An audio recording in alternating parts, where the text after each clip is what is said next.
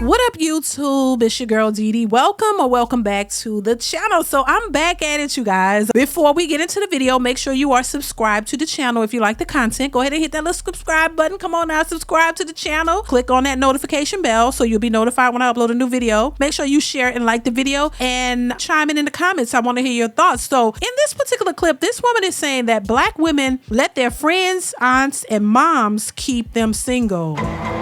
Black women keep black women single. We know this is a fact. So I want to get into what she had to say. I want to hear your thoughts. Make sure you chime in the comments below. What's your thoughts on this? Let me know. I want to hear from you. Let's get into the video. Here we go. I hate being like this, but the only people that be calling me a pick-me is black women. I'm not gonna lie. And when I look at the lives of like my white friends, my Mexican friends, my Indian friends, none of them act like black women. Black women have to do better. Being obedient and submissive to your man is not being called a pick-me. And then it's like I go to y'all pages and I feel instantly just sad. I feel sad for y'all because most of the time when I go to your page, you're single, you have a couple of friends, y'all going out, stuff like that, right? Look at your kids more mixed and matched up more in the Goodwill sock bin. You know what I mean? Kids just all different colors and variations. Not the Goodwill sock bin now. Wait a minute now.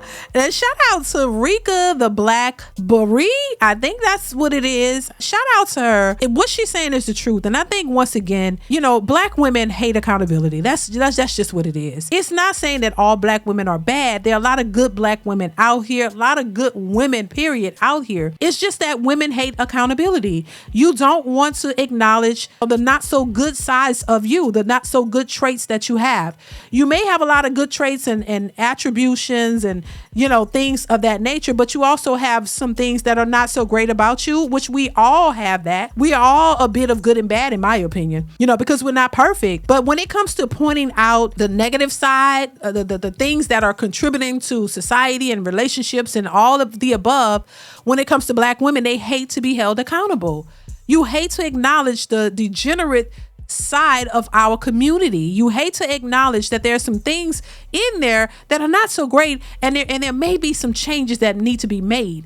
They hate to acknowledge that. You want everybody to just, you know, turn a blind eye and look over the negatives, but you want us to embrace and speak boldly about the positives. But you don't want us to look at the negatives, and especially when these negatives are affecting our communities, it's affecting the kids. They want us to not look at it and not bring it up. Anytime you say something that is the truth, that will hold a black woman accountable, you are a pick-me. You are a pick-me. Oh, you're trying so hard to be picked. When the majority of the women who speak on these issues are usually picked. A lot of them are usually married. And the ones who don't want any accountability are always the ones who will listen to their mothers, their aunties, their friends, telling them things that will yield them single. They're usually single, struggling in relationships, got multiple baby daddies, and out here complaining. So if you're out here complaining and you're not getting the results that you would like, that means there's something that you're not doing. There's something that you might have to change. But once again, there's never any accountability. You don't want to change anything. You just want to consistently blame men and want them to do all the changes while you sit back and do nothing. That is part of the problem. Remember, I didn't say all of the problem. I say part of the problem because it takes two. So if you're not willing to do your part, why are you expecting so much from the other side? You can't expect a man to just do everything you would like him to do and you do nothing. You make no changes. You don't have no accountability. It just doesn't work that way. And as we see, it's not working, but they're still in denial and don't want to make any changes. And that's a problem. Let's continue. Maybe because, you know, no one was there to show y'all and teach y'all, don't just be out here reproducing children with multiple men and losing your value like that. You know what I mean? Like, it's okay to not have a kid with every man that you sleep with, you know? And it's just, you know, like, I think that it comes from a lot of hurt with black women. I really do, because it's like, at first I was like, why the are they so mad? Like, what is going on? And then I go and look at their life, and they've let their single friends keep them single. And that's what it is. Black women let their friends keep them single. Other races be like, oh, I'm so happy for you. Oh my God, you're in love. You're this, and this. And they're very welcoming of that person's partner. You know what I mean? Black women be like, oh, where he work at? What he do this? What kind of money he got? Girl, make him buy you something. Like, you know what I mean? It's all about the materialistic things. And it's just, you know what I mean? Like, so it's like, I gotta stop arguing with you online, because when I go to look at y'all page, 99% of the time, it's just sad. You know, and she's right. And I often ask that question too. And once again, it's not all Black women, but it's the ones that it applies to. A lot of Black women are angry and bitter and mad, and you can see it in their faces. Their faces are always turned up. They always got a problem with something. Everything is negative. Even if you're in a good relationship, they're going to try to find the worst of it. Like she said, where he work at? Oh, girl, that's all he got. What did he do? He don't do this. He should be doing this. You're trying to analyze everybody else's relationship, and you don't have one. You don't have a stable, committed relationship. You're not able to forge a relationship with a man who takes you seriously.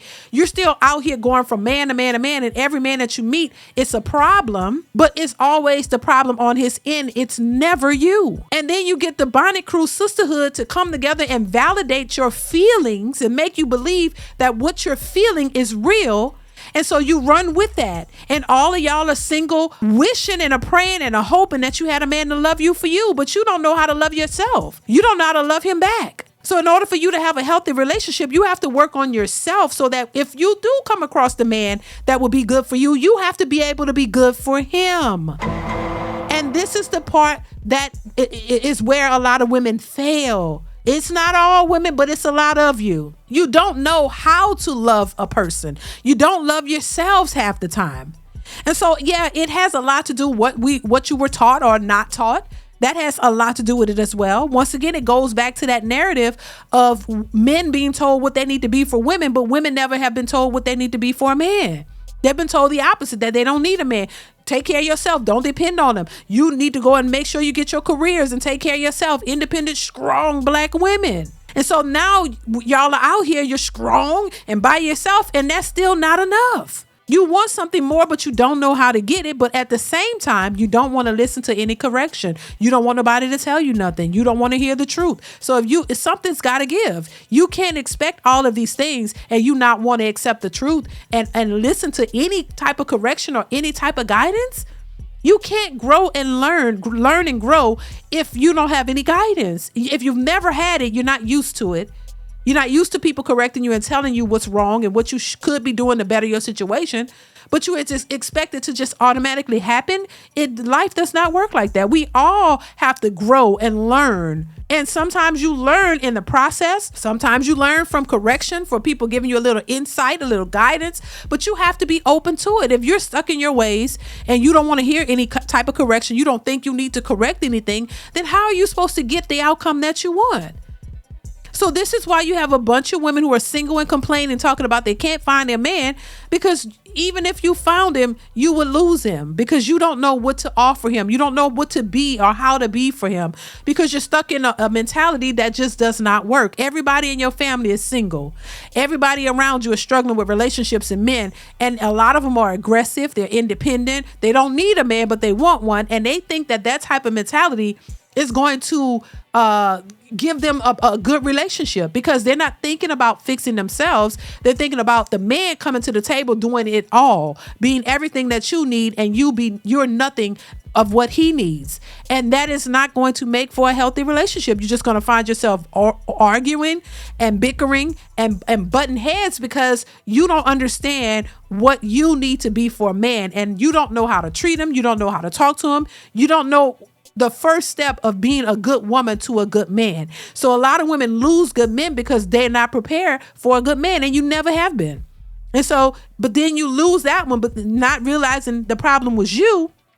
And then you go back out into the dating market looking for a man who's better than the last. You keep elevating the responsibility of a man because you think he needs to be elevated, and you keep raising the bar for the type of man that you want without raising the bar for yourself. You don't think that you have to do anything to change for the better for yourself, but you want all of these things from the man with him not expecting anything from you. And he's supposed to tolerate you, deal with you, handle you.